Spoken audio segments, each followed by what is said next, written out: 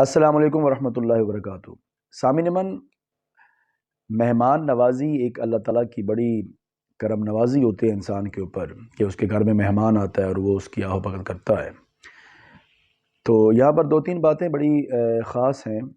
ایک یہ ہے کہ حضور کے حدیث پاک کا مفہوم ہے کہ جب کسی کے گھر میں مہمان آتا ہے اور وہ نیک نیتی سے، ثواب کی نیت سے، پیار محبت کے ساتھ اس کی مہمان نوازی کرتا ہے، خاطرداری کرتا ہے، تو جب وہ بندہ اس بندے کے گھر سے واپس جاتا ہے تو اس گھر کی ساری آفات و بلیات اور ان کے گناہوں کو بخشوا دیتا ہے۔ اس کے گھر کے اندر جتنی مصیبتیں ہوتی ہیں اللہ پاک ان کو نکال دیتا ہے۔ جتنی دیر مہمان اس کے گھر میں رہتا ہے اس کے گھر کے اوپر اللہ کی انوار و تجلیات کی بارشیں ہوتی رہتی ہیں۔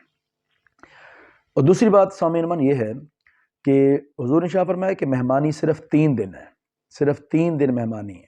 اس میں سے بھی حضور نے شاہ فرمایا کہ پہلا جو دن ہے، 1 دن اور 1 رات، آپ اس کی جتنی زیادہ خدمت کر سکتے ہیں وہ کریں، اور باقی جو 2 دن ہیں اس میں اس کو جتنا مطلب آپ کی ہمت ہے، طاقت ہے، حیثیت ہے، اس کے مطابق اس کو آپ کھلائیں، اس کی خاطر تواضع کریں۔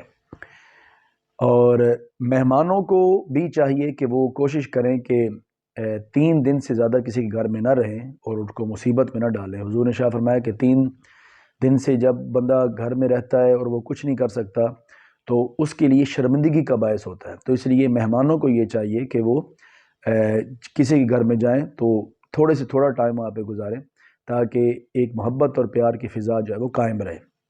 اور آخری بات سامعین اس میں یہ اور بڑی اہم ہے کہ اگر کوئی بندہ آپ کو دعوت دیتا ہے اور کہتا ہے کہ جی آپ نے میرے گھر میں فلاں ٹائم پہ کھانے کے لیے آنا ہے، اب اگر اس بندے نے ایک بندے کو دعوت کے لیے کہا ہے نا، تو اب آپ یہ نہیں کہہ سکتے کہ یار فلاں بندے نے مجھے دعوت کے لیے بلایا ہے اور میں جناب 2-3 بندوں کو اور بھی ساتھ لے جاتا ہوں۔ تو یہ شرعی طور پر آپ کے لیے یہ جائز نہیں ہے۔ اگر اس بندے نے ایک بندے کو دعوت دی ہے تو 1 جائے، 2 کو دی ہے تو 2 جائیں۔ ہمارے ہاں اکثر شادیوں پہ ایسے ہوتا ہے کہ ایک گھر میں جب شادی کی دعوت آتی ہے تو وہ پورے گھر والی ولیمہ کھانے کے لیے چلے جاتے ہیں، تو یہ چیز ٹھیک نہیں ہے۔